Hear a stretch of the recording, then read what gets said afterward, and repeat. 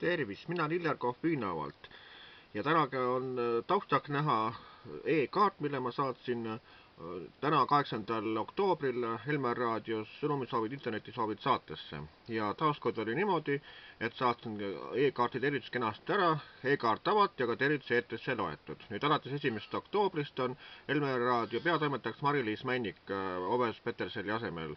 Ja nii, et Elmaris ei ole mitte midagi ei ole muutunud, kõik on endine. Et sa võid saata kenasid tervitusi ja kõik, aga nemad lihtsalt jälle on niivõrd ülbed, et nemad ei loe korralikke tervitusi eetrisse. Nii et ma näitan teilegi seekord ainult seda ilusat e-kaarti, mis sai tervituseks saadetud. Ja nii, et tahaks täitsa küsida, et miks sellist korralikku e-kaarti eetrisse loetus, nii ei ole midagi ebatsensuurset ega mitte midagi, kõik on ilus ja korralik.